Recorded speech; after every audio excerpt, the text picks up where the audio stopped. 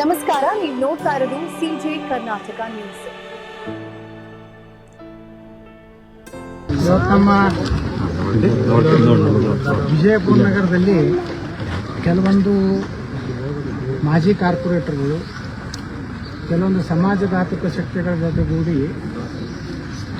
ನಗರದ ಬಯಲು ಜಾಗೆ, ಗಾರ್ಡನ್ ಜಾಗೆ ಮತ್ತು ಯಾರು ಬಹಳ ವರ್ಷಗಳಿಂದ ವಿಜಯಪುರ ನಗರವನ್ನು ಬಿಟ್ಟು ಬೇರೆ ರಾಜ್ಯಗಳಿಗೆ ದುಡಿಲಿಕ್ಕೆ ಹೋಗಿರ್ತಾರೆ ಅಂಥ ಆಸ್ತಿಗಳನ್ನು ಕಬಳಿಸುವಂಥ ಒಂದು ದೊಡ್ಡ ಗ್ಯಾಂಗು ಬಿಜಾಪುರದಲ್ಲಿದೆ. ಅವರಿಗೆ ಯಾವುದೋ BJP, ಕಾಂಗ್ರೆಸ್ಸು, JDS ಏನೂ ಸಂಬಂಧ ಇಲ್ಲ. ಅದು ಒಂದು ಭೂಗಳರ ಒಂದು ಗ್ಯಾಂಗ್. ಅದ್ರ ಹಿಂದೆ ಒಬ್ಬ ಬಾಸ್ ಇದ್ದ ಮಾಜಿ ಶಾಸಕ. ಆ ಬಾಸ್ ಅಂತ ಕಳೆದ ಮಹಾನಗರ ಪಾಲಿಕೆ ಸದಸ್ಯ ಚುನಾವಣೆಯಲ್ಲಿ ಅವರಿಗೆಲ್ಲ ನಿರ್ಮೂಲನೆ ಮಾಡಿ ಹೊಸ ಯುವಕರು ಇವತ್ತು ಮಹಾನಗರ ಪಾಲಿಕೆ ಸದಸ್ಯರಾಗ್ಯಾರ. ಒಳ್ಳೆಯವ್ರು ಯಾರಾದಾರ ಅವರೆಲ್ಲ ಆಗ್ಯಾರ. ಅವರೆಲ್ಲ ಕ್ರಿಯಾಶೀಲ ಕೆಲಸ ಮಾಡ್ಲಿಕ್ಕತ್ತಾರ. ಇವತ್ತೇನಾಗಿದೆ, ಅನೇಕ ಕಡೆ ಇವತ್ತು ಗ್ಯಾಸ್ ಬಾಡಿ ಐತಿ, ಅಲ್ಲಿ ಇದೇ ರೀತಿ ಮಾಡ್ಯಾರ. ಪಾಪ ಸಾರ್ವಜನಿಕ ಉದ್ದೇಶಕ್ಕೆ ಗಾರ್ಡನ್ ಆಗಬೇಕು, ಅಲ್ಲಿ ಒಂದು ಸಾಂಸ್ಕೃತಿಕ ಭವನ ಆಗಬೇಕು.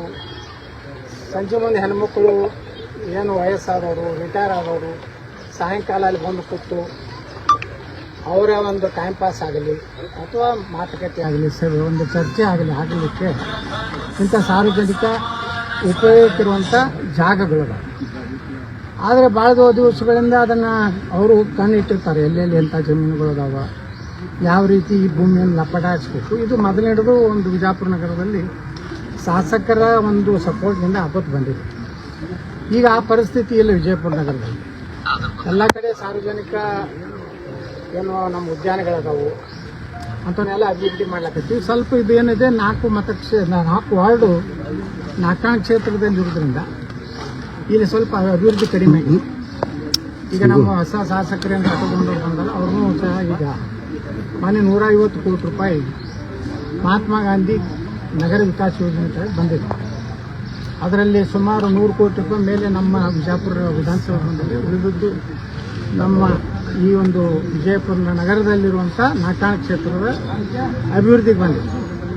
ಇದನ್ನೆಲ್ಲ ಗಮನಿಸಲಾಗಿ ಇವತ್ತು ನಮ್ಮೆಲ್ಲ ಕಾರ್ಪೊರೇಟರು, ಈ ಭಾಗದ ಕಾರ್ಪೊರೇಟರ್ ಇರ್ಬೋದು, ನಮ್ಮ ರಾಜೇಶ್ ದೇವಜರವರು ಇರ್ಬೋದು, ಅದೇ ರೀತಿ ಇಲ್ಲಿ ಹೆಣ್ಮಕ್ಳು ಕೂಡಿ ಈ ಒಂದು ಆಸ್ತಿಯನ್ನು ಹೊಡ್ಕೋಬೇಕಂತ ಹೇಳಿ ಒಂದು ಗುಂಪು, ಅವರು ಒಬ್ಬ ಮುಸ್ಲಿಮು ಅಬ್ದುಲ್ ಸಾಬ್ ಮಕಾನ್ದಾರ್ ಶಿವಾನಂದ್ ಭುಯಾರ್ ಅಂತೇಳಿ ಒಂದು ಏನಂದ್ರೆ ಇಸಾರ್ ಕರಾರು ಪತ್ರ ಮಾಡ್ಕೊಂಡ, ಅದು ಕೈಲೇ ಬರೆದಂಥ ಉತ್ತಾರಿಗಳು, ಅದು ದಾಖಲೆ ಅಧಿಕೃತವಾಗಿ ಅಲ್ಲ.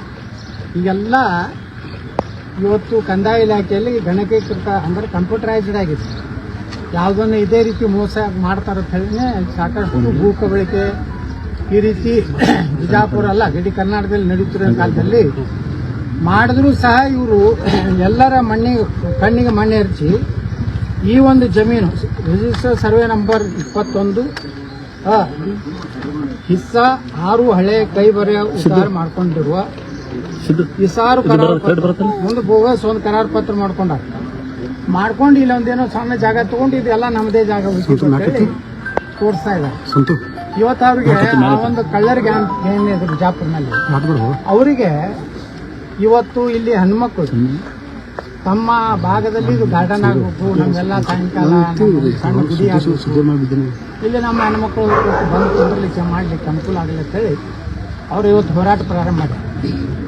ಅವರ ಹೋರಾಟದ ಹಿಂದೆ ನಮ್ಮ ಇಲ್ಲಿ ಭಾಗದ ಕಾರ್ಪೊರೇಟರು, ನಮ್ಮ ಅವರ ಮಗ ಸಚಿನ್ ಮತ್ತು ನಮ್ಮ ಇನ್ನೊಬ್ಬ ಕಾರ್ಪೊರೇಟರ್ ಆದಂಥ ಮತ್ತು ಮೊದಲು ಈ ವಾರ್ಡಿನ ಕಾರ್ಪೊರೇಟರ್ ಇದ್ದಂಥ ರಾಜೇಶ್ ದೇವಜರು ಎಲ್ಲರೂ ಇವತ್ತು ಹೆಣ್ಮಕ್ಳು ಮತ್ತು ಇಲ್ಲಿನ ಎಲ್ಲ ನಾಗರಿಕರು ಕೂಡಿ ಹೋರಾಟ ಮಾಡ್ತಾ ಇದ್ದಾರೆ.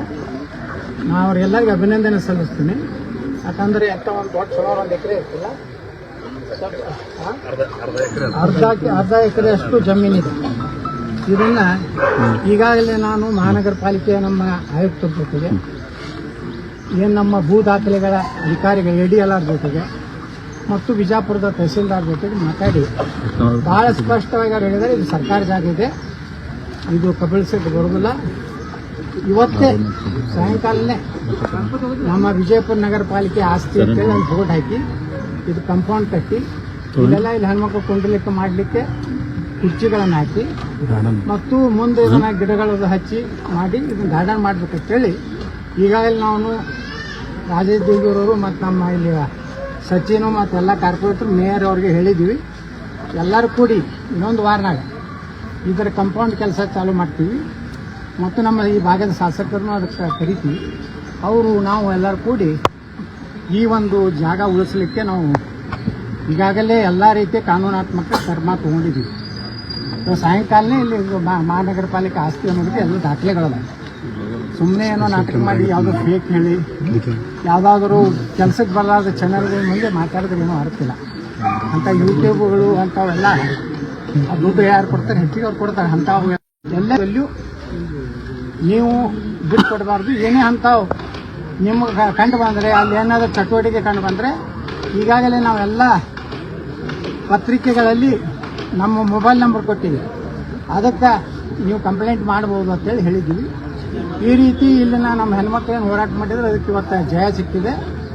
ಆ ಎಲ್ಲ ಹೆಣ್ಮಕ್ಳ ಒಂದು ಕಾರಣದಿಂದ ಇವತ್ತು ನೋಡಿ ಹೆಣ್ಮಕ್ಳು ಎಲ್ಲರೂ ಕೂಡಿ ಈಗ ಒಕ್ಕಟ್ಟಾದ್ರೆ ಅಂಥವ್ರು ಇದ್ರೂ ತಲೆ ಬಾಗಬೇಕನ್ನೋ ಅಂತ ಅದನ್ನು ತೋರಿಸ್ಕೊಟ್ಟಾರೆ. ನಾನು ಸಹ ಇವತ್ತು ವಿಜಯಪುರ ಶಾಸಕನಾಗಿ ಅವ್ರಿಗೆಲ್ಲರಿಗೂ ನಾನು ಕೃತಜ್ಞತೆಗಳನ್ನು ಅಭಿನಂದನೆ ಮಾಡ್ತೀನಿ.